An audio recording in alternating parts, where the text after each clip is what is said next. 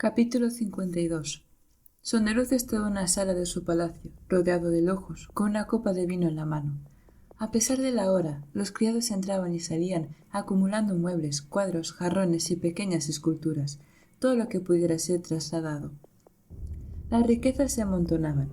Sondeluz se tumbó en su diván, ignorando los platos vacíos de comida y las copas rotas que se negaban a dejar que retiraran sus criados. Un par de sirvientes entraron, llevando un diván rojo y dorado. Lo colocaron junto a la pared del fondo. Sondeluz los vio dejarlos allí y apuró el resto del vino. Dejó caer la copa vacía al suelo, junto a las demás, y extendió la mano para coger otra llena. Un sirviente se la proporcionó, como siempre. No estaba borracho. No podía emborracharse. ¿No te parece a veces que está pasando algo? ¿Algo mucho más grande que tú? Como un cuadro del que solo puedes ver una esquinita. No importa cuánto te esfuerces. Todos los días, divina gracia, respondió Yarimar. Estaba sentado en un taburete junto al diván de Sondeluz, como siempre. Veía las cosas con calma, aunque el dios notó su desaprobación cuando otros sirvientes apilaron varias figuras de mármol en el rincón. ¿Cómo te las arreglas con eso?, preguntó. Tengo la fe, divina gracia, de que alguien comprenda el todo. Espero que no sea yo. Sois parte de ello, pero es mucho mayor que vos. Sondeluz frunció el ceño, viendo entrar a más criados. Pronto la habitación estaría tan llena de riquezas que sus sirvientes no podrían entrar ni salir. Es raro, ¿verdad?, dijo, señalando la pila de cuadros. Puestos así, ninguno parece ya hermoso. Cuando los amontonas, solo parecen basura. Yarimar alzó una ceja. El valor de las cosas está en cómo se las trata, divina gracia. Si veis estos artículos como basura, entonces lo son, no importa lo que otro pague por ellos. Es una enseñanza, ¿no? Yarimar se encogió de hombros. Al fin y al cabo, soy sacerdote. Tenemos ciertas tendencias a predicar. Sondeluz bufó y luego hizo un gesto hacia los criados. Es suficiente, dijo. Podéis marcharos. Los sirvientes, resignados ya a ser despedidos, se fueron sin rechistar. Sondeluz y Yarimar no tardaron en quedarse a solas, rodeados de pilas y más pilas de riquezas, todas ellas sustraídas de otras partes del palacio y almacenadas en esta habitación. Yarimar contempló los montones. ¿Qué sentido tiene todo esto, divina gracia? Esto es lo que significó para ellos, contestó Sondeluz, y bebió más vino. La gente renuncia a sus riquezas por mí. Sacrifican el aliento de sus almas para mantenerme vivo. Sospecho que muchos incluso morirían por mí. Yarimar asintió en silencio. Y todo lo que se espera que yo haga es decidir su destino por ellos. ¿Vamos a la guerra o seguimos en paz? ¿Qué piensas tú? Podría argumentar a favor de ambos bandos, divina gracia. Sería fácil sentarse aquí y condenar la guerra por mero principio. La guerra es algo terrible, terrible. Sin embargo, pocos grandes logros históricos han sucedido sin el desgraciado acto de acción militar. Incluso la multiguerra, que causó tanta destrucción, puede ser considerada la base del moderno poderío de Alendren en la región del mar interior. Sondeluz asintió. ¿Pero atacar a nuestros hermanos?, continuó Yarimar. A pesar de las provocaciones, no puedo dejar de pensar que invadirlos es demasiado extremo. ¿Cuánta muerte, cuánto sufrimiento estamos dispuestos a causar simplemente para demostrar que no nos dejaremos avasallar? ¿Y qué decidirías tú? Afortunadamente, no tengo que hacerlo. ¿Y si te vieras obligado? Yarimar guardó silencio un instante. Entonces, con cuidado, se quitó la gran mitra de la cabeza, revelando su escaso pelo negro pegado al cráneo por el sudor. Dejó a un lado el tocado ceremonial. Os hablo como amigo, Sondeluz, no como vuestro sacerdote, dijo en voz baja. El sacerdote no puede influir en su Dios por miedo a perturbar el futuro. Sondeluz asintió. Y como amigo, sinceramente, tengo problemas para decidir qué haría. No debatí en el anfiteatro. Rara vez lo haces. Estoy preocupado, dijo Yarimar, secándose la frente con un pañuelo y sacudiendo la cabeza. Creo que no podemos ignorar la amenaza a nuestra religión. La cuestión es que Idris es una facción rebelde dentro de nuestras fronteras. Lo hemos ignorado durante años, soportando su control casi tiránico de los pasos del norte. Entonces, ¿estás a favor de atacar? Yarimar vaciló antes de negar con la cabeza. No creo que ni siquiera la rebelión de Idris pueda justificar la matanza que sería necesaria para recuperar esos pasos. Magnífico, dijo Sondeluz. Así que crees que deberíamos ir a la guerra, pero no a atacar. Pues sí, declaramos la guerra. Hacemos una exhibición de fuerza y los asustamos para que reconozcan su precaria situación. Si luego mantenemos conversaciones de paz, apuesto a que podríamos lograr tratados más favorables para el uso de los pasos. Ellos renuncian formalmente a su aspiración a nuestro trono. Nosotros reconocemos su soberanía independiente. ¿No tendríamos ambos lo que queremos? Sondeluz permaneció pensativo. No lo sé. Es una solución muy razonable. Pero no creo que los que exigen la guerra la acepten. Me parece que se nos escapa algo, Veloz. ¿Por qué ahora? ¿Porque las tensiones son tan fuertes después de la boda que debería habernos unificado? No lo sé, divina gracia. El dios sonrió, levantándose. Muy bien, dijo mirando a su sumo sacerdote. Vamos a averiguarlo, pues. Siri se habría sentido molesta si no hubiera estado tan asustada. Se encontraba sola en el dormitorio negro. Le extrañaba que su Sebrón no estuviera allí. Había esperado que tal vez le permitiera ir con ella cuando cayera la noche, pero, naturalmente, no llegó. Fuera lo que fuese que planeaban los sacerdotes, no requería que estuviera embarazada de verdad, no ahora que habían jugado sus cartas y la habían encerrado. La puerta crujió y ella se sentó en la cama, revivida la esperanza, pero era solo el guardia que volvía a comprobar su estado. Era uno de los burdos soldados que la vigilaban desde hacía unas horas. ¿Por qué han puesto a estos hombres?, se preguntó mientras el guardia cerraba la puerta. ¿Qué le ha pasado a los sin vidas y los sacerdotes que me vigilaban antes? Se tendió en la cama y se quedó mirando el dosel, todavía vestida con su hermoso atuendo. Recordó la primera semana en palacio, cuando la habían mantenido encerrada durante la celebración de la boda. Entonces ya había resultado bastante difícil y sabía cuándo terminaría. Ahora ni siquiera tenía la seguridad de sobrevivir a los siguientes días. No, pensó, me mantendrán viva el tiempo suficiente para que mi bebé nazca. Soy su seguro. Si algo sale mal, seguirá necesitándome como trofeo. Eso resultaba un triste consuelo. La idea de pasarse 6 meses encerrada en el palacio, sin poder ver a nadie para que no se dieran cuenta de que no estaba embarazada, era tan aterradora que le entraban ganas de gritar. Pero, ¿qué podía hacer? Confiar en su Sebrón. Le enseñé a leer y le di la determinación que necesitaba para librarse de sus sacerdotes. Eso tendría que ser suficiente. «Divina gracia», dijo Yarimar, «¿estáis seguros de que queréis hacer esto?»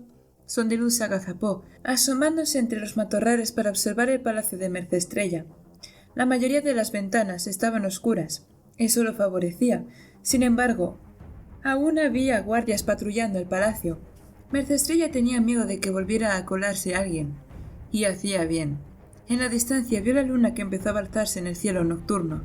Su posición era casi igual a la que había visto en su sueño la noche anterior. El mismo sueño donde había visto los túneles. ¿Eran esas cosas realmente símbolos? ¿Señales del futuro? Seguía resistiéndose a esa idea. La verdad era que no quería creer que era un dios. Eso implicaba demasiadas cosas, pero no podía ignorar las imágenes, aunque fueran producto de su subconsciente. Tenía que entrar en esos pasadizos bajo la corte de los dioses. Tenía que ver si, por fin, había algo profético en lo que había visto. Medir el momento parecía importante. La luna que salía solo un grado más. Dejó de mirar el cielo. Una patrulla de guardias se acercaba. «¿Divina gracia?», preguntó Yarimar, cada vez más nervioso. El grueso sumo sacerdote se arrodilló en la hierba junto a Sondeluz. Tendría que haber traído una espada. «No sabes usarla, divina gracia». «Eso no lo sabemos». «Divina gracia, esto es una locura. Volvamos a vuestro palacio. Si tenemos que ver esos túneles, podemos contratar a alguien de la ciudad para que se cuele. Eso requeriría demasiado tiempo». La patrulla pasó junto a los muros del palacio, alejándose. «¿Estás preparado?» «No». «Entonces espera aquí», dijo Sondeluz, y echó a correr hacia el palacio. Un momento después se oyó una exclamación susurrada por parte de Yarimar.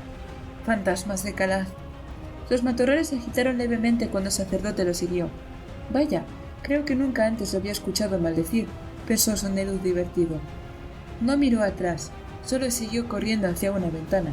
Como en la mayoría de los palacios de los retornados, las puertas y ventanas estaban siempre abiertas. El clima tropical obligaba a esa costumbre. Sondeluz llegó al edificio, jubiloso. Se coló por la ventana y luego extendió una mano para ayudar a Yarimar cuando llegó. El grueso sacerdote rezongaba y sudaba, pero Sondeluz consiguió auparlo para que entrara en la habitación. Descansaron unos instantes, Yarimar con la cabeza apoyada en la pared, jadeando en busca de aire. «Tienes que hacer ejercicio de manera más regular, Veloz», aconsejó Sondeluz, arrastrándose hacia la puerta para asomarse al pasillo del otro lado. Yarimar no respondió, tan solo se quedó allí sentado, resoplando y sacudiendo la cabeza como si no pudiera creer lo que estaba pasando. «Me pregunto por qué aquel intruso no entró por la ventana», comentó Sondeluz. Entonces advirtió que los guardias del pasillo interior veían fácilmente esa habitación concreta. «Ah», pensó, «muy bien. Hora del plan de contingencia». Se levantó y se dirigió al pasillo. Yarimar lo siguió y entonces dio un respingo al ver a los guardias. Estos mostraron sorpresa. «Hola», saludó el dios y se internó en el pasillo. «¡Espera!», dijo uno de los guardias. «¡Alto!». Sondeluz se volvió hacia él, frunciendo el ceño. «¿Te atreves a darle órdenes a un dios?». Los guardias se detuvieron y se miraron. Uno echó a correr en la dirección opuesta. «¡Van a alertar a los demás!», dijo Yarimar. «¡Nos capturarán!». «Entonces debemos movernos con rapidez», contestó Sondeluz, echando a correr también. Sonrió al oír a Yarimar jadear tras él. Enseguida llegaron a la trampilla. Sondeluz se arrodilló y palpó el suelo hasta encontrar el cierre oculto. Abrió triunfal la trampilla y señaló abajo. Yarimar sacudió resignado la cabeza. Y luego bajó los peldaños hacia la oscuridad. Sondeluz cogió una lámpara de la pared y lo siguió. El guardia restante, incapaz de interferir con un dios, simplemente se quedó mirando con preocupación. El fondo no estaba muy lejos. Sondeluz encontró a un cansado Yarimar sentado en una caja con una especie de pequeña bodega de almacenamiento. «Enhorabuena, divina gracia», dijo Yarimar. «Hemos encontrado el escondite secreto de la harina». Sondeluz bufó y empezó a recorrer la cámara, tanteando las paredes. «Hay algo vivo», dijo, señalando una pared. «En esa dirección. Lo noto con mi sentido vital». Yarimar alzó una ceja y se puso en pie. Retiraron unas cajas y descubrieron un pequeño túnel abierto en la pared. Sondeluz sonrió y se introdujo a cuatro patas, empujando la lámpara. «No estoy seguro de caber», dijo Yarimar. «Cabrás si quieres», respondió Sondeluz, la voz apagada por el estrecho espacio. Oyó otro suspiro de Yarimar, seguido por un roce mientras el grueso sacerdote entraba en el agujero. Poco después, Sondeluz llegó a la abertura de un túnel mucho mayor, iluminado por varios faroles que colgaban de una pared. Se levantó, sintiéndose satisfecho de sí mismo mientras Yarimar terminaba de pasar. «Buena jugada», dijo Sondeluz, tirando de una palanca y haciendo que una reja cayera sobre la abertura. «Ahora les costará lo suyo seguirnos. Y a nosotros nos costará escapar». «¿Escapar?», desdeñó Sondeluz, alzando el farol para inspeccionar el túnel. «¿Para qué querríamos hacer eso?». «Perdonadme, divina gracia, pero me parece que os estáis divirtiendo demasiado con esta experiencia. Bueno, me llaman Sondeluz el Audaz. Me alegro estar haciendo honores en mi podo. Y ahora, calla. Puedo percibir vida cerca». El túnel era obviamente artificial, y a Sondeluz le recordaba la idea que tenía de un pozo minero, igual que la imagen de sus sueños. Los túneles tenían varias ramas, y la vida que sentía estaba justo delante. Sondeluz no se dirigió hacia allí, sino que giró a la izquierda, hacia un túnel que descendía. Lo siguió durante unos minutos para juzgar su trayectoria probable. «¿Has descubierto ya lo que es?», preguntó, volviéndose hacia Yarimar, que había cogido un farol, ya que ese túnel estaba a oscuras. «Los barracones de los sin vidas. Si este túnel sigue así, llevará directamente hasta ellos». Sondeluz asintió. «¿Por qué necesitan un túnel secreto hasta los barracones? Los dioses pueden ir a donde quieran». Yarimar sacudió la cabeza y continuaron avanzando por el túnel. Poco después, encontraron una trampilla en el techo que, al empujarla, dio paso a uno de los oscuros almacenes de sin vidas. Sondeluz se estremeció al ver las interminables filas de piernas, apenas iluminadas por su lámpara. Bajó la cabeza, cerró la trampilla y siguieron adelante. «Lleva una plaza», dijo en voz baja. «Apuesta que con puertas a cada uno de los barracones de sin vidas», contestó Yarimar.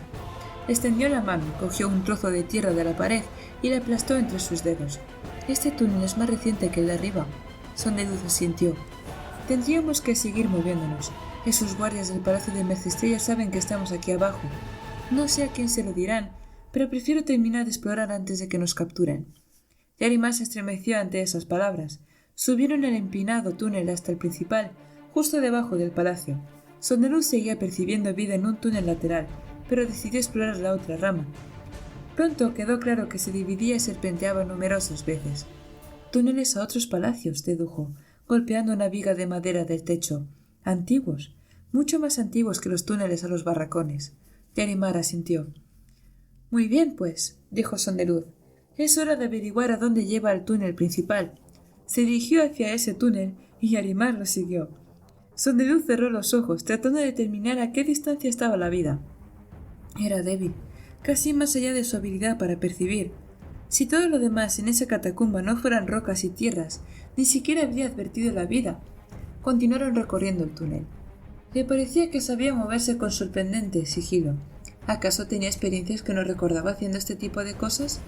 Desde luego, era mejor que Yarimar. Naturalmente, un pedrusco arrastrado probablemente haría menos ruido que Yarimar, considerando sus sonoros resoplidos. El túnel continuó recto durante un trecho, sin ramificaciones. Sondeluz alzó la mirada, tratando de calcular qué tenían encima. ¿El palacio del rey Dios? Aventuró. No podía estar seguro. Era difícil juzgar la dirección y la distancia bajo tierra. Se sentía entusiasmado, jubiloso.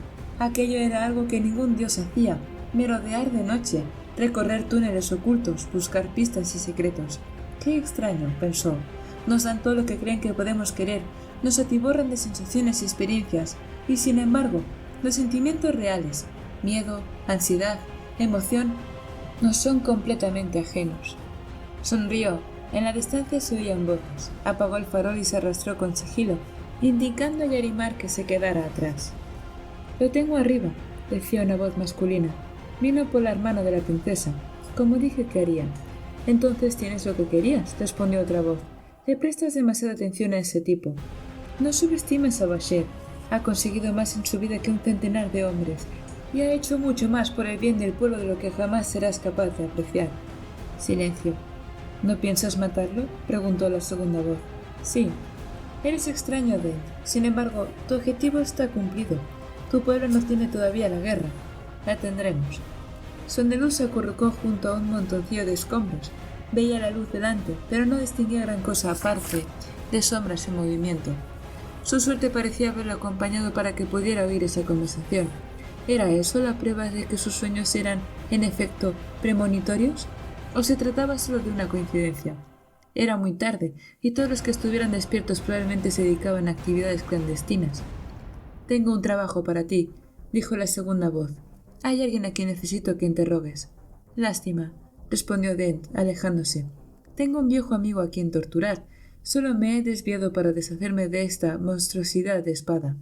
«Dent, vuelve aquí». «No me has contratado, hombrecito. Si quieres que haga algo, ve a buscar a tu jefe. Hasta entonces ya sabes dónde encontrarme». Silencio.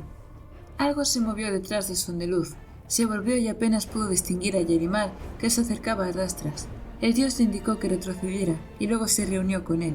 «¿Qué ocurre?», susurró el sacerdote. «Voces. Ahí delante», respondió Sondeluz, también de entre susurros. El túnel oscuro alrededor de ambos, hablando de la guerra. ¿Quiénes eran? No lo sé, pero voy a averiguarlo. Espera aquí mientras yo... Lo interrumpió un fuerte grito. Sondeluz dio un respingo. El sonido procedía del mismo lugar donde había oído las voces y parecía... «¡Soltadme!», chilló Encendedora. «¿Qué creéis que estáis haciendo? ¡Soy una diosa!». Sondeluz se levantó bruscamente. Una voz le respondió algo a Encendedora, pero Sondeluz no discernió las palabras. «¡Soltadme!», gritó nuevamente Encendedora. «Yo...», se interrumpió bruscamente y dejó escapar un grito de dolor. El corazón de Sondeluz latía con fuerza. Avanzó un paso. «¡Divina gracia!», dijo Yarimar poniéndose en pie. «Deberíamos ir por ayuda». «Nosotros somos la ayuda», respondió Sondeluz. Inspiró profundamente y entonces, sorprendiéndose a sí mismo, echó a correr por el túnel. Se acercó rápidamente a la luz, rodeó una esquina y llegó a una sección del túnel labrada en roca. En cuestión de segundos, estuvo corriendo por un liso suelo de piedra y irrumpió en lo que parecía un calabozo. Encendedora estaba atada a una silla. Un grupo de hombres ataviados con las túnicas de los sacerdotes del Rey Dios la rodeaba junto con varios soldados uniformados. El labio de Encendedora sangraba y ella lloraba a través de la mordaza que le sellaba la boca. Llevaba puesto un hermoso camisón, pero estaba sucio y arrugado.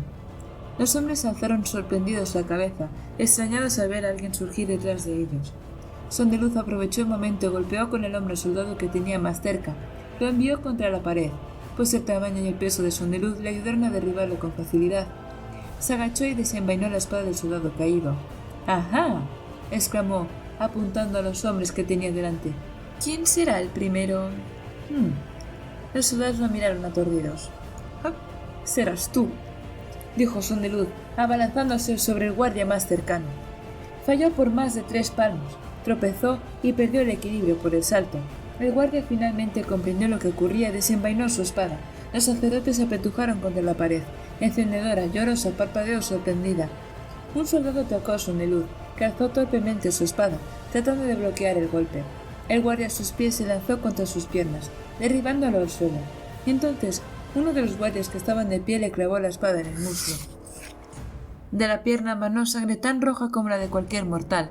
De repente, Sondeluz conoció el dolor literalmente más grande que ningún otro que hubiera conocido en su corta vida. Gritó.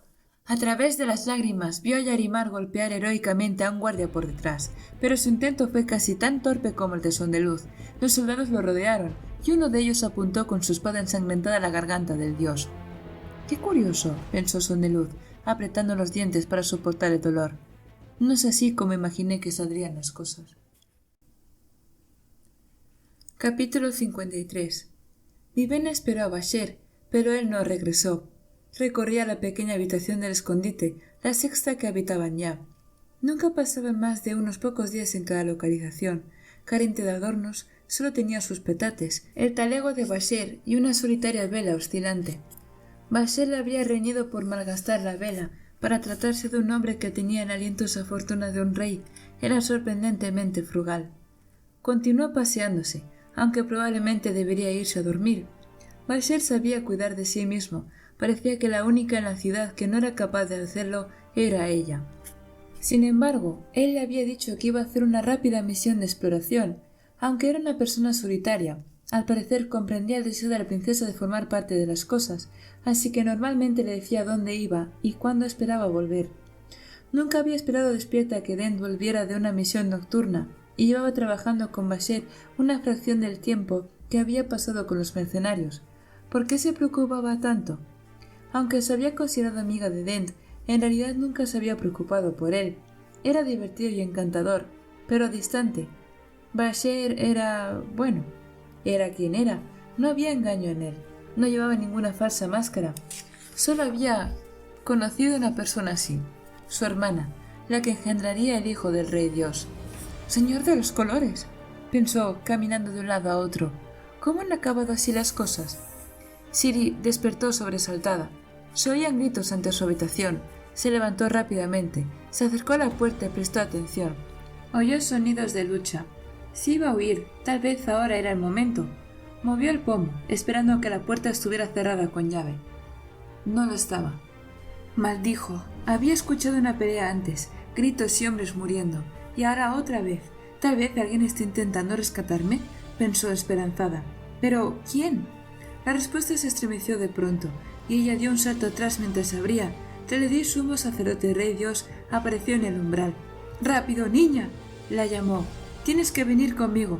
Ciri buscó desesperadamente un modo de huir. Se apartó del sacerdote, que maldijo en voz baja, indicando a un par de soldados de la guardia de la ciudad que entraran y la agarraran. Ciri gritó pidiendo ayuda. «¡Silencio, necia!», dijo Teledís. «Estamos intentando ayudarte». Sus mentiras le sonaron huecas, y se debatió mientras los soldados la sacaban de la habitación. Fuera, el suelo estaba cubierto de cadáveres, algunos con uniformes de guardias, otros con armaduras indefinibles y otros de piel gris. Oyó lucha al fondo del pasillo y gritó en esa dirección mientras los soldados se la llevaban a rastras. Viejo veterano lo llamaban, los que lo llamaban algo, claro está. Estaba sentado en su pequeña barca, cruzando lentamente las oscuras aguas de la bahía, pesca nocturna. Durante el día había que pagar una tarifa para pescar en aguas de Tetelir. Bueno, técnicamente durante la noche se suponía que también había que hacerlo. Pero lo que tenía la noche era que nadie podía verte. Viejo veterano rió para sí, lanzando su red por la borla. Las aguas emitían su característico sonido contra la quilla. Oscuridad. Le gustaba la oscuridad. De vez en cuando tenía trabajos mejores. Recoger los cadáveres que le entregaba algún señor de los suburbios y lanzarlos al fondo de la bahía con un saco de rocas atados a los pies. Probablemente había cientos de muertos allá abajo, mecidos por la corriente con los pies pegados al suelo. Una fiesta de esqueletos bailando, bailando, bailando, bailando. Pero no había cadáveres esa noche.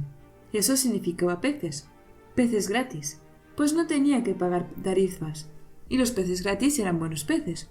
No, le dijo una voz, un poquito más a la derecha. El mar le hablaba a veces, no estaba a un lado u otro. Siguió la dirección indicada. Salía a navegar casi todas las noches. Las aguas lo conocían bien a esas alturas. Bien, lanza la red. Así lo hizo. Esa zona de la bahía no era demasiado profunda. Podía arrastrar la red tras la barca y capturar los peces pequeños que venían a alimentarse los bajíos. No eran los mejores peces, pero el cielo no aconsejaba alejarse demasiado de la costa. ¿Se avecinaba una tormenta? La red tropezó con algo. Viejo veterano gruñó, tirando de ella.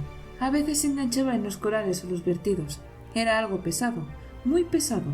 Izó la red sobre la borda y abrió la pantalla de su farol, arriesgándose a producir un poco de luz.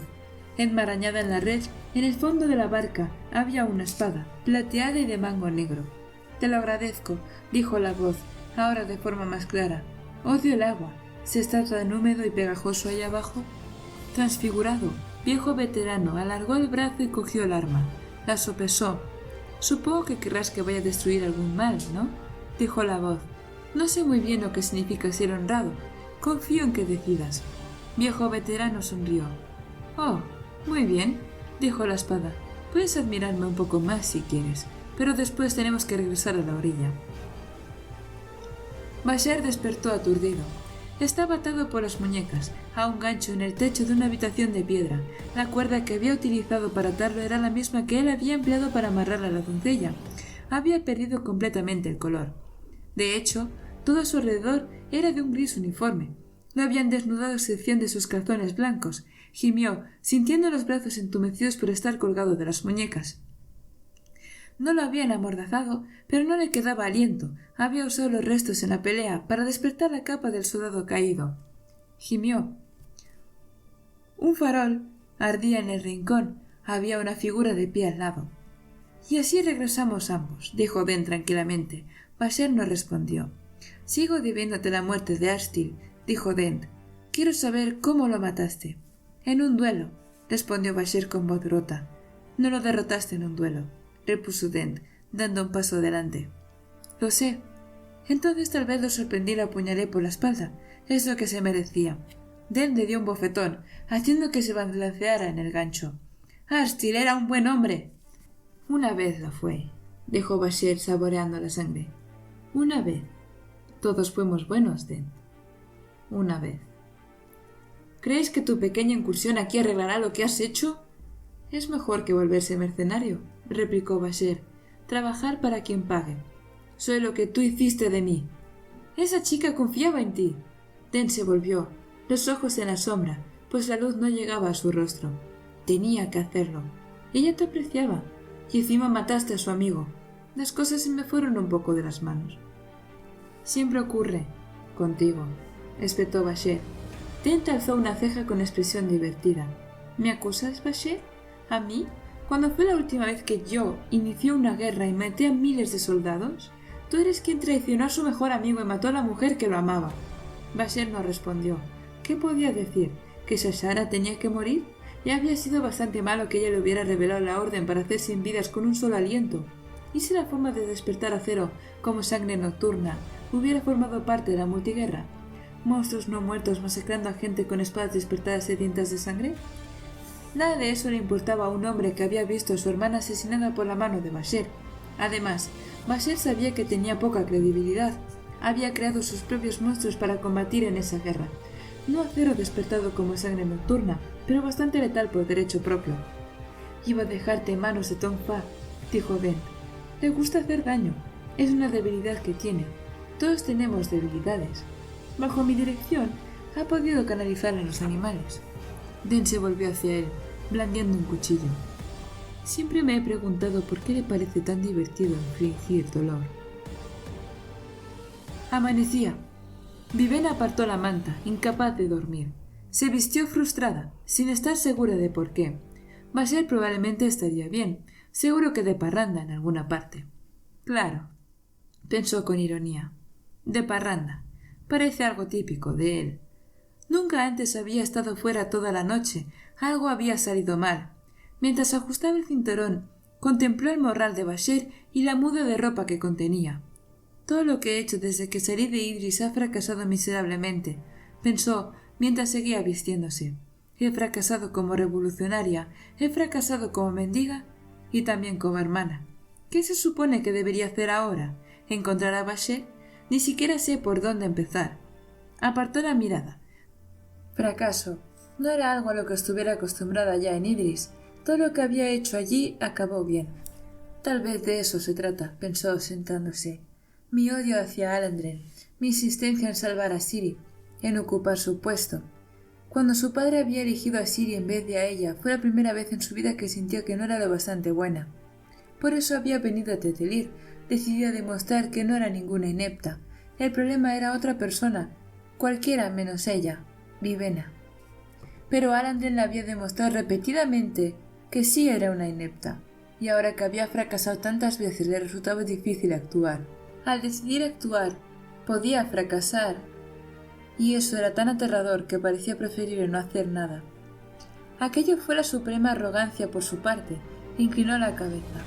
Una última gota de hipocresía para adornar su cabello real. ¿Quieres ser competente?, se dijo.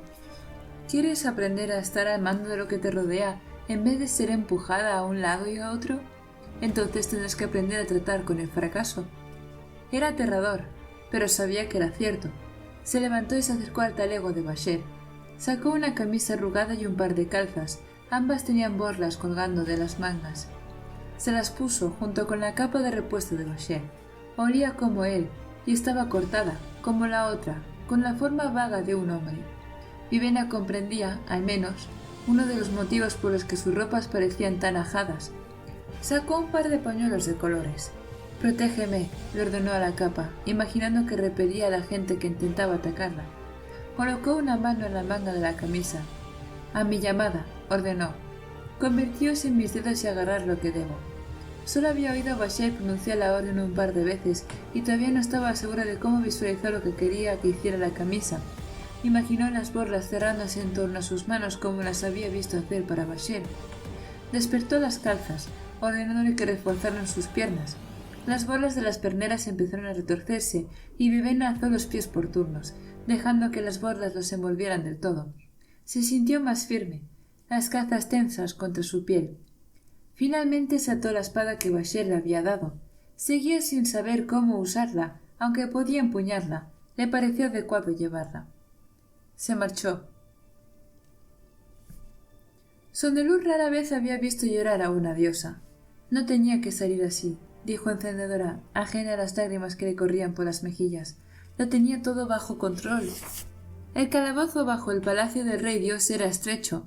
En ambas paredes había jaulas como las que se utilizaba para los animales. Eran lo bastante grandes para albergar a un dios. Sondeluz no sabía si se trataba solo de una coincidencia. Encendedora lloró. Creí que tenía de mi parte los sacerdotes del rey dios. Estábamos trabajando juntos. Algo no encaja en todo esto, pensó Sondeluz, contemplando un grupo de sacerdotes que charlaban ansiosamente a un lado.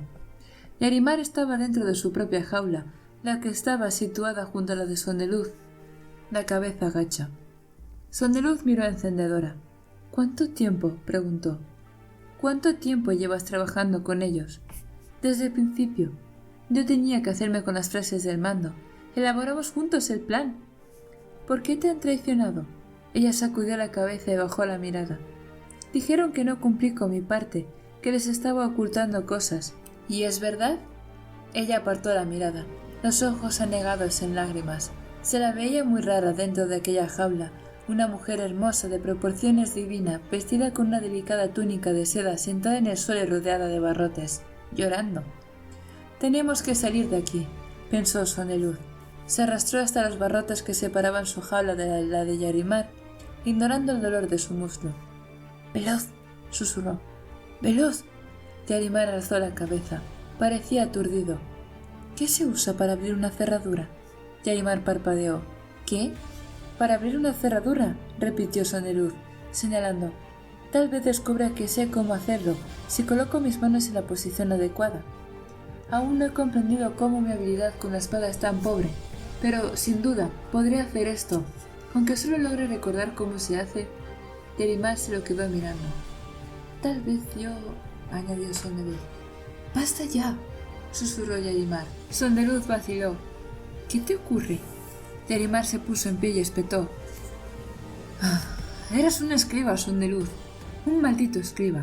No soldado, ni detective, ni ladrón. Eras el contable de un prestamista local. ¿Qué? Pensó Sondeluz. Y entonces eras tan idiota como lo eres ahora, exclamó Yarimar. Nunca te da por pensar en lo que vas a hacer antes de decidirte a hacerlo. ¿Por qué no puedes pararte, de vez en cuando, y preguntarte si te comportas como un auténtico imbécil o no? Te daré una pista. Habitualmente lo eres. Sondeluz se apartó de los barrotes, sorprendido. Yarimar estaba gritando. Y contigo siempre acabo metido en problemas, añadió el sacerdote volviéndose. No ha cambiado nada. Tú te conviertes en Dios y yo termino en prisión.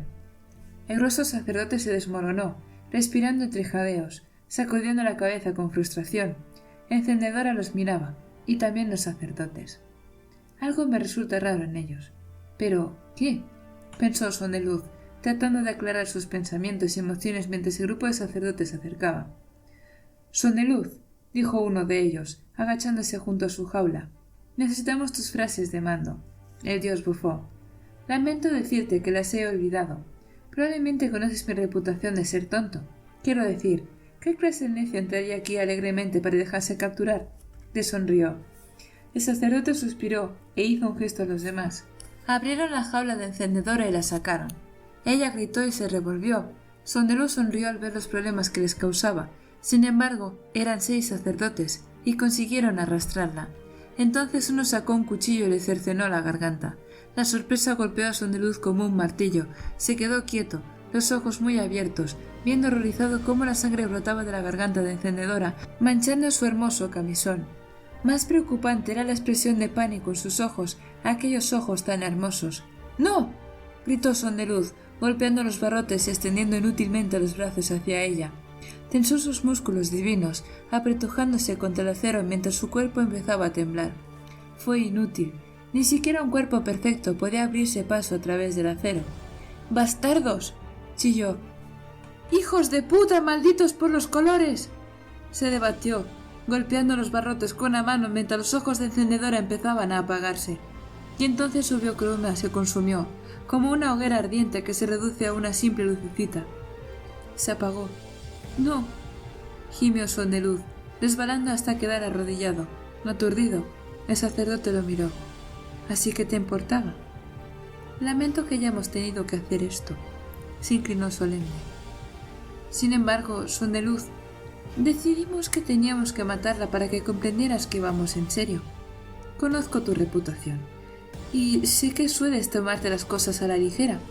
Es una buena cualidad en muchas situaciones, pero no en esta. Te hemos demostrado que estamos dispuestos a matar si no haces lo que te pedimos. Otros morirán». «Cabrón».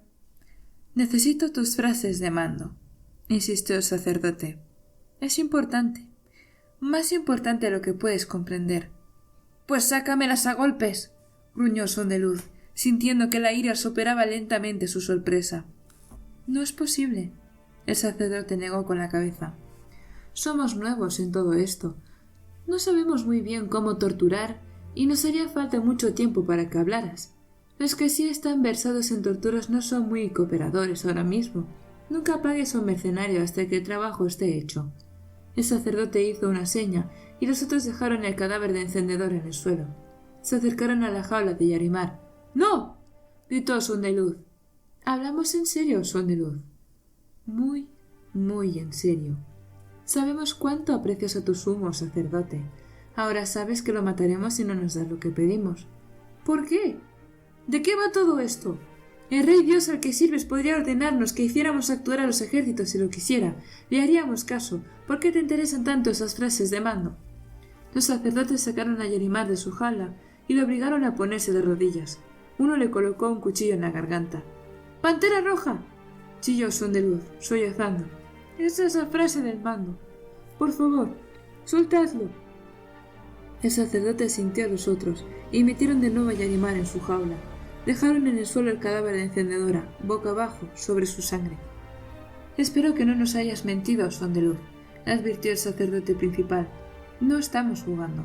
Sería muy malo que descubriéramos que has intentado engañarnos. Sacudió la cabeza. No somos crueles, pero trabajamos por algo muy importante. No nos pongas a prueba. Y se marchó. Sondeluz apenas lo advirtió. Seguía mirando a Encendedora, tratando de convencerse de que era una alucinación, o que ella estaba fingiendo, o que algo cambiaría para hacerle comprender que todo era una broma de mal gusto. «Por favor», susurró. «Por favor, no». Capítulo 54. «¿Qué se dice en las calles, Tuft?», preguntó Vivena, acercándose a un mendigo. El hombre hizo una mueca, extendiendo su taza a los pocos que pasaban tan temprano por su lado. Tuft era uno de los primeros en llegar por las mañanas. «¿Y a mí qué me importa?», respondió. «Vamos, me echaste patadas de este sitio en 3 ocasiones distintas. Creo que me debes algo». «No le debo nada a nadie», refunfuñó él, mirando a los transeúntes con su único ojo. El otro ojo era una cuenca vacía, no llevaba parche. «Sobre todo, no te debo nada a ti. Fuiste una farsante todo el tiempo. No eras una mendiga de verdad». «Yo no fui ninguna farsante, Tuft. Solo pensé que deberías saber cómo es». «¿Qué?» «Vivir entre vosotros. Pensé que vuestra vida no podía ser fácil, pero no podía saberlo de verdad hasta que lo probara por mí misma, así que decidí vivir en la calle durante un tiempo». «Menuda tontería». «¿Te equivocas? Los tontos son esos que pasan de largo sin pensar siquiera cómo es vivir como vosotros. Tal vez si lo supieran nos darían algo». Se metió la mano en el bolsillo y sacó un brillante pañuelo. Lo metió en la taza. «No tengo dinero, pero sé que puedes vender esto». Él gruñó, mirándolo. «¿Qué quieres saber de lo que pasa en las calles? Disturbios, cosas extrañas o inusuales, relacionadas tal vez con los despertadores». «Ve a los suburbios del tercer muelle», dijo Tuft. «Husmea los edificios alrededor del embarcadero. Tal vez encuentres allí lo que estás buscando». La luz se colaba por la ventana. «¿Ya es de día?», pensó Bashir, cabizbajo, todavía colgando de las muñecas. Sabía lo que cabía esperar de la tortura. No era nuevo en esos menesteres. Sabía cómo gritar, cómo dar al torturador lo que quería. Sabía cómo no gastar sus fuerzas resistiendo demasiado. También sabía que probablemente nada de eso serviría. ¿Cómo estaría después de una semana de tortura? La sangre le corría por el pecho, manchando su calzón. Una docena de dolores menores le picoteaban la piel, cortes bañados en zumo de limón. Dent estaba de espaldas a él, los cuchillos ensangrentados en el suelo a su alrededor. Bashir alzó la cabeza, forzando una sonrisa. «No es tan divertido como esperabas, ¿verdad, Dent?». El mercenario no se volvió. «Todavía hay un buen hombre en algún lugar de su interior», pensó Bashir, «incluso después de todos estos años. Ha sido acosado, golpeado y herido aún peor que yo». «Torturarme no la traerá de vuelta», dijo Bashir. Dent se volvió, la mirada sombría. «No, no lo hará». Cogió otro cuchillo. Los sacerdotes empujaron a Ciri por los pasadizos del palacio. A veces dejaban atrás cadáveres en los salones oscuros y ella oía todavía lucha en algunas partes. ¿Qué está pasando? Alguien atacaba el palacio, pero ¿quién? Por un momento deseó que fuera su pueblo, los soldados de su padre, que venían a salvarla, pero quienes se enfrentaban a los sacerdotes utilizaban soldados sin vida. Eso no tenía relación con Idris. Era alguien más, una tercera fuerza, y querían liberarla de la tenaza de los sacerdotes. Con suerte, sus llamadas de ayuda serían escuchadas. Treledis y sus hombres la guiaban rápidamente por el palacio, atravesando las salas de colores en su prisa por llegar a algún sitio. Las mangas blancas del vestido de Ciri empezaron a desprender color. Alzó la cabeza esperanzada cuando entraron a la última sala. El rey Dios estaba allí, rodeado por un grupo de soldados y sacerdotes. «¡Susebron!», exclamó ella, debatiéndose contra sus captores. Él dio un paso hacia ella, pero un guardia lo sujetó por el brazo, haciéndolo retroceder. «Lo ha tocado», se asombró Ciri. Toda apariencia de respeto ha desaparecido. Ya no hace falta fingir. El rey Dios se miró el brazo, frunciendo el ceño. Trató de zafarse, pero otro soldado avanzó para ayudar a sujetarlo. Susebron miró al segundo hombre, y luego a Ciri, confundido. «Yo tampoco comprendo», dijo ella. Treledis entró en la sala. «Benditos los colores», dijo. «Habéis llegado. Rápido. Tenemos que irnos. Este lugar no es seguro». «Treledis», dijo Ciri. «¿Qué está sucediendo?». Él la ignoró. «Soy tu reina. Responda a mi pregunta. Él se volvió con expresión de fastidio. Un grupo de sin vidas han atacado el palacio receptáculo. Están intentando llegar al Rey Dios. Eso ya lo he deducido, sacerdote. ¿Quiénes son? No lo sabemos, contestó Treleris volviéndose. Al hacerlo, un grito lejano llegó de fuera de la sala. Lo siguió un estrépito de lucha. Tenemos que salir de aquí, le dijo Treleris a uno de sus sacerdotes. Había una docena presentes, además de media docena de soldados. El palacio tiene demasiadas puertas y pasadizos. Sería demasiado fácil rodearnos. Vamos por la salida trasera, propuso otro sacerdote. Si podemos llegar hasta allí, ¿dónde está ese escuadrón de refuerzos que pedí? No vendrán, divina gracia, dijo una nueva voz. Ciri se volvió para ver a Dedos Azules, con aspecto abatido, entrar por la puerta de fondo con un par de soldados heridos. El enemigo ha tomado el ala este y se dirige hacia aquí. Treleris masculló una maldición. Tenemos que llevar a su majestad a un lugar seguro, dijo Dedos Azules. Soy consciente de ello, replicó Treleris. Si el ala este ha caído, dijo el otro sacerdote, no podremos salir por ahí. Ciri observaba, tratando de atraer la atención de Dedos Azules. Él la miró a los ojos y luego asintió subrepticiamente, sonriendo. Podemos escapar por los túneles, dijo. Los ruidos de lucha se acercaban. A Ciri le pareció que su sala estaba virtualmente rodeada por combates. Tal vez, dijo Treleris, mientras uno de los sacerdotes corría a asomarse a la puerta.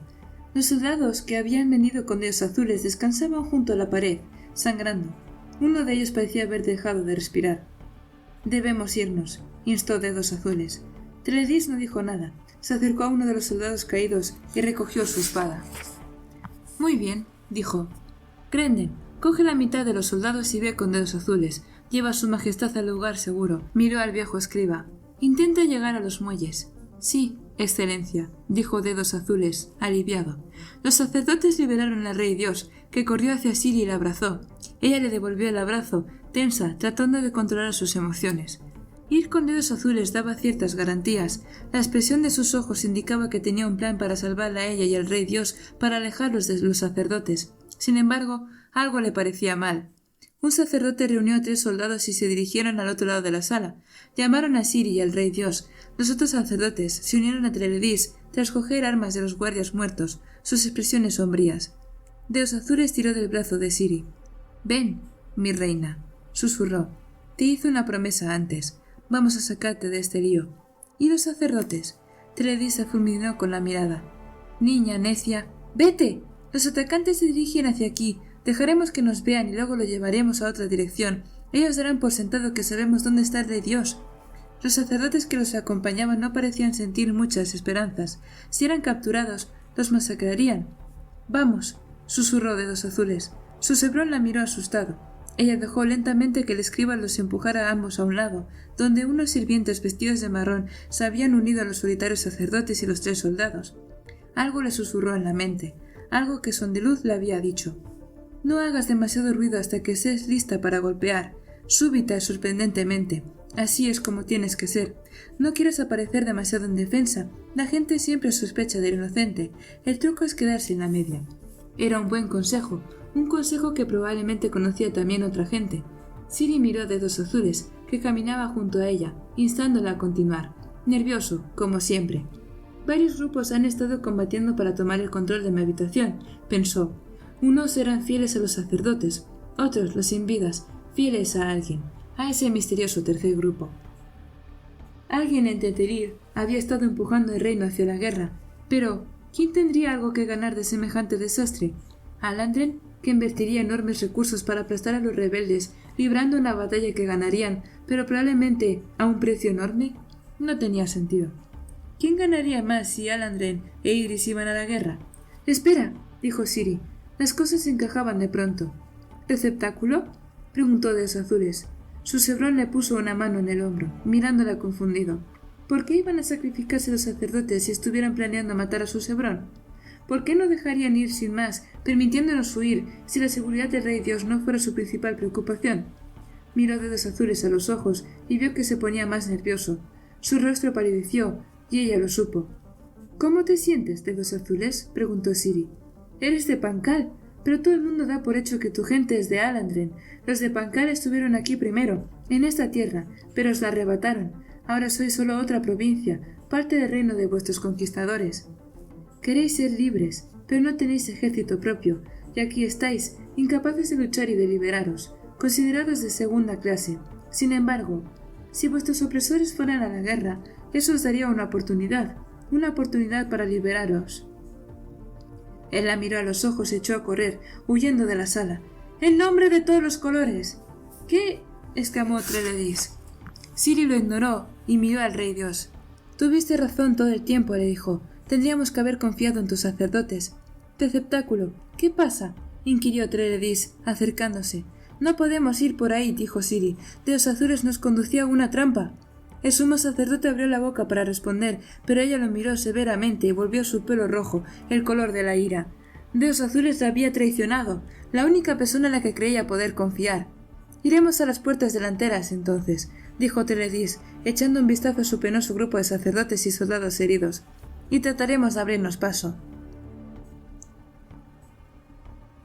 A Vivena le resultó sencillo encontrar el sitio que había mencionado el mendigo. El edificio, una casa de vecindad de los suburbios, estaba rodeado de mirones, a pesar de la hora tan temprana. La gente susurraba, hablando de espíritus y muerte y fantasmas del mar. Vivena se detuvo en el perímetro, tratando de ver qué atraía su atención. Los muelles quedaban a su izquierda, donde el mar olía a salitre. Los suburbios de los muelles, donde muchos estibadores bebían y vivían, eran una pequeña sección de edificios amontonados entre astilleros y almacenes. ¿Por qué habría ido Basher allí? Planeaba visitar la corte de los dioses, por lo que ella pudo discernir, habían asesinado a alguien en el edificio ante el cual se habían formado la multitud. La gente susurraba sobre espectros y fantasmas de Calaz. Vivena sacudió la cabeza. Eso no era lo que estaba buscando. Tendría que... ¿Vivena? La voz era débil, pero ella pudo oírla y reconocerla.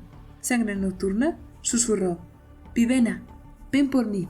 Ella se estremeció, quiso darse media vuelta y echar a correr, pues incluso pensar en la espada resultaba nauseabundo. Sin embargo, Basher la llevaba consigo, así pues estaba en el lugar adecuado. Los mirones hablaban de un asesinato. ¿Era Basher la víctima? Preocupada, Vivena se abrió paso entre la gente, ignorando los gritos de que se quedara atrás. Subió las escaleras, cruzando puerta tras puerta. En su prisa casi pasó por alto el humo negro que brotaba por debajo de una de ellas.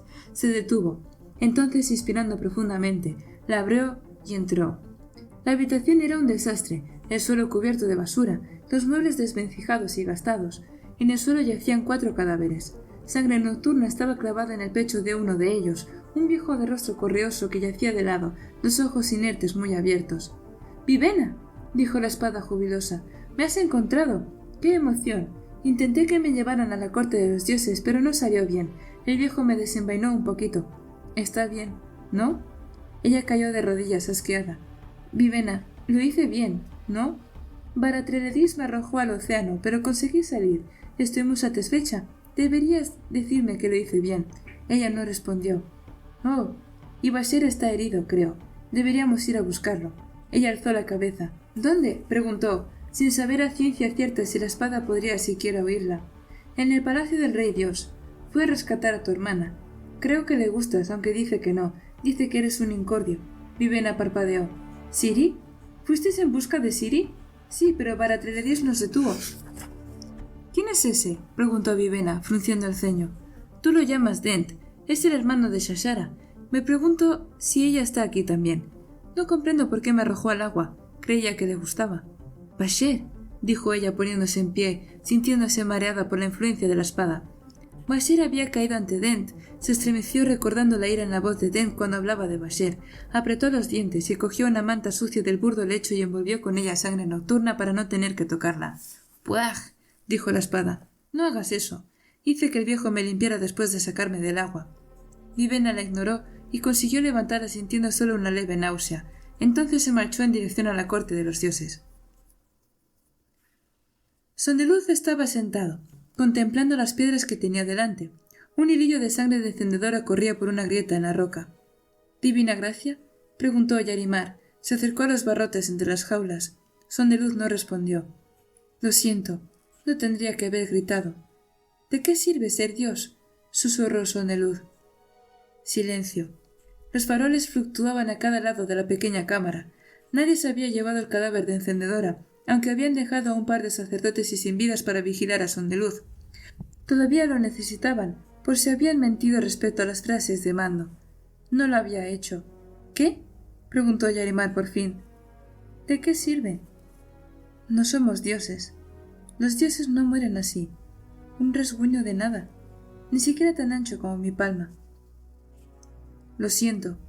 Era una buena mujer, incluso entre los dioses. No era una diosa. Ninguno de nosotros lo somos. Esos sueños son mentiras si me condujeron a esto. Siempre he sabido la verdad, pero nadie presta atención a lo que digo. ¿No deberían escuchar a quien adoran? Sobre todo si les estás diciendo que no te adoren. Yarimar parecía confundido. Tendrían que haberlo visto, susurró Sondeluz. Tendrían que haber visto lo que soy de verdad. Un idiota. No un dios, sino un escriba, un pequeño escriba tonto a quien se le permitió jugar a Dios durante unos años. Un cobarde. No eres ningún cobarde. No fui capaz de salvarla. No pude hacer nada. Tan solo me quedé inmóvil y grité. Tal vez si hubiera sido más valiente me habría unido a ella y habría tomado el mando de los ejércitos. Pero vacilé. Y ahora está muerta. Silencio. Fuiste escriba, dijo Yarimar en voz baja, en medio del aire húmedo, y uno de los mejores hombres que he conocido. Eras mi hermano. Sondeluz alzó la cabeza.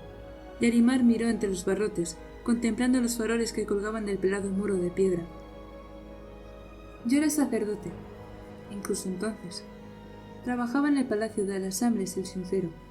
Vi cómo mentía para jugar a la política.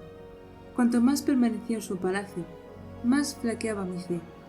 Guardó silencio un momento, luego alzó la cabeza. Y entonces falleciste, intentando rescatar a mi hija. Esa es la muchacha que ves en tus visiones, Sondeluz. La descripción es perfecta. Era tu sobrina favorita. Lo sería todavía, supongo, si tú no hubieras... Sacudió la cabeza. Cuando te encontramos muerto, perdí la esperanza. Iba a dimitir de mi puesto. Me arrodillé ante tu cuerpo, llorando. Y entonces los colores empezaron a brillar. Levantaste la cabeza. Tu cuerpo cambió, se hizo más grande, los músculos más fuertes. Lo supe en ese momento. Supe que, si un hombre como tú era elegido para retornar, un hombre que había muerto para salvar a otra persona, entonces los tonos iridescentes eran verdaderos, las visiones eran verdaderas, y los dioses también. Me devolviste la fe, Stenimar. Miró a Sondeluz a los ojos. Eres un dios, para mí, al menos. No importa lo fácilmente que se te pueda matar, cuánto aliento tengas, o cuál sea tu aspecto. Tiene que ver con lo que eres y lo que significas. Y bueno, gente, hasta aquí los penúltimos capítulos, la penúltima entrega del Aliento de los Dioses. Decidme qué os está pasando. ¿Qué os está pareciendo, perdón? A mí estos dos últimos capítulos me han dejado un poco en shock, la verdad. Hay cosas que no os esperaba, otras que me han emocionado mucho. Y la verdad es que estoy un poco impaciente por saber qué sigue pasando. Así que no sé si vosotros, pero yo voy ahora mismo, nada más acabar de grabar esto, grabar los... creo que 3 capítulos más y ya le digo, no tengo muy claro, creo que son 2 o 3, pero bueno. Decidme qué os parece. Y nada, si queréis escribir qué pensáis o qué va a pasar, pues así pues lo podemos ir debatiendo en los comentarios. Nada, os deseo a todos una buena tarde y os dejo que tengo faena todavía. Se me cuidan, adiosito.